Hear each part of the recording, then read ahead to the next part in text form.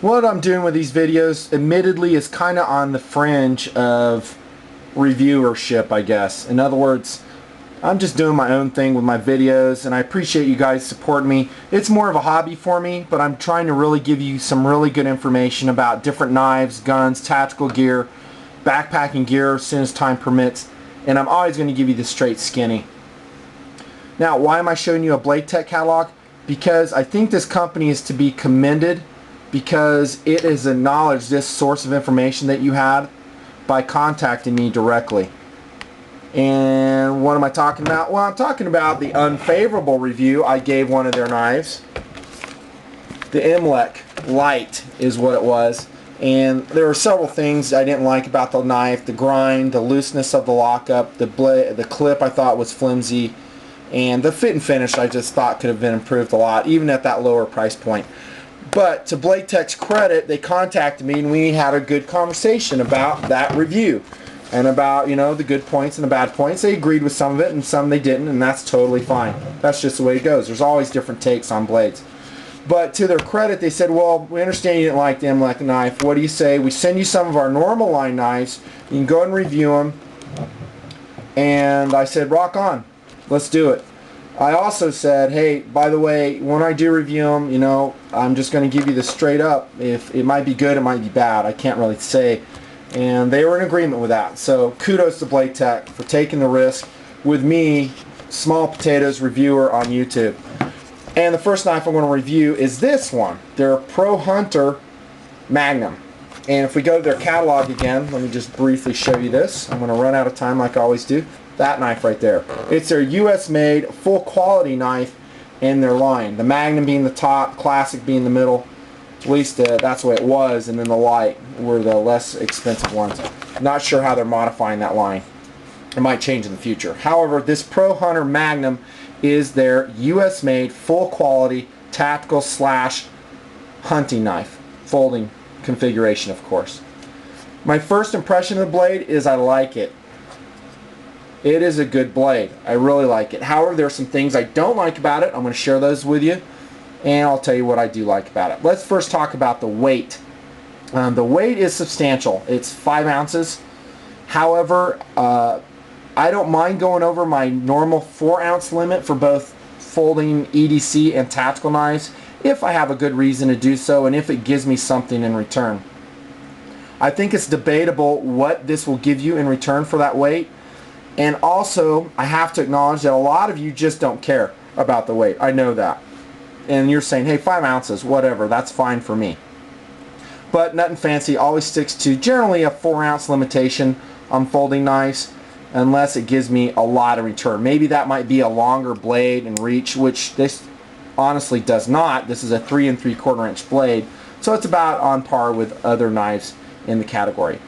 Now the 5-ounce weight is due to a couple things. First off is the thickness of the blade. It's a very thick blade, 5 3/32 of an inch thick, and also it's full stainless steel lined. The blade is, and a lot of you guys are just going to totally eat that up. You're going to love that.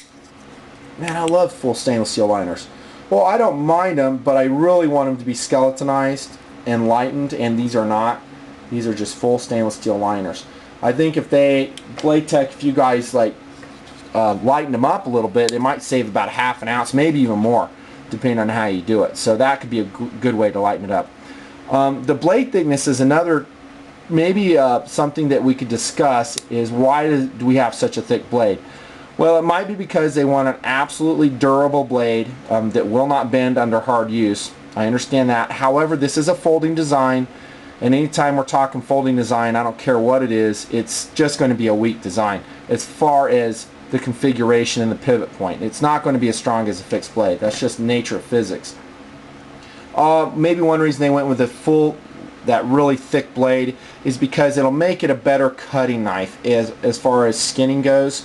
And that's because they gave it a full flat grind on the blade that starts right about the engagement hole and goes on down, which I love. I love that full flat grind. Well done on that.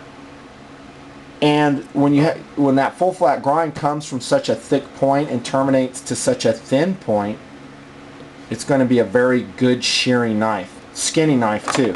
That's out of my own experiences. I just find that to be true.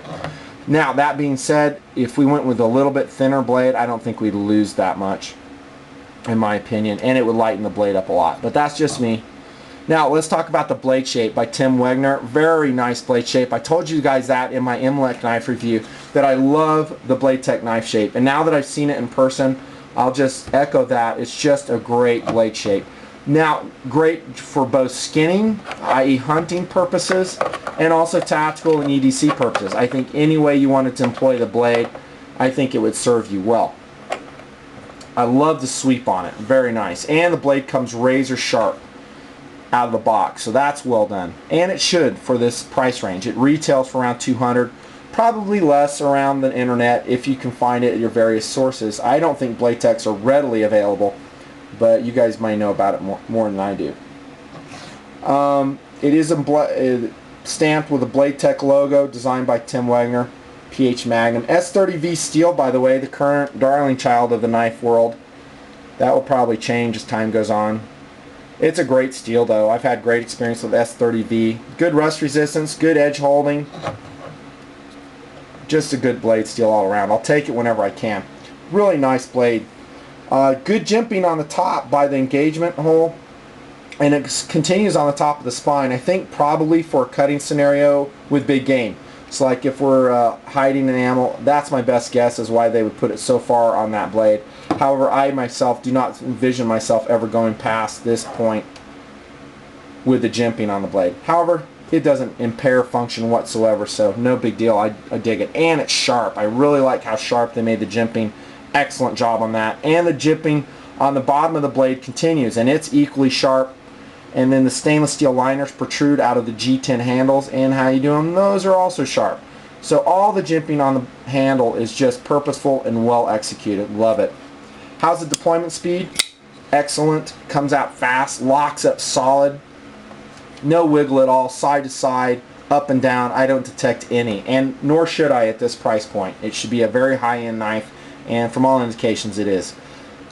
And if you do ever get any side to side, you have a Torx bit right here, or a Torx capable pivot screw that you can adjust. Nice.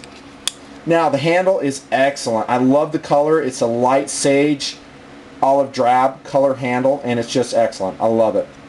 Very nicely checkered. They used a really nice G10, almost as good as a Sig Tac Pterodactyl, which I've also reviewed, and that is probably the best textured G10 handle I've seen on any knife. I would like to see manufacturers, and not just Blade Tech, start to checker this portion here and this portion here.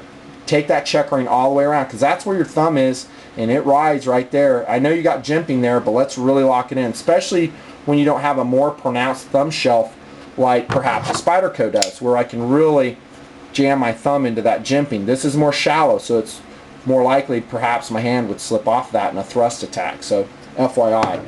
Blade clip, or the clip on it, I would like to see it different. I don't like the polished clip, especially with an OD handle. I would like to see this blackened. And also, when it is mountable either on the pivot side or this side, tip up carry, which is great, but drill and tap it right here. That way, right now as it is, you're going to have 3/4 of an inch of the handle sticking out of your pocket. And then also a very shiny clip too. I'd like to see it blackened, and if this knife was mine, I'd probably sand and paint it so it's more low-key, especially if you're going to put this in a tactical scenario. Now if you're a hunter, who cares?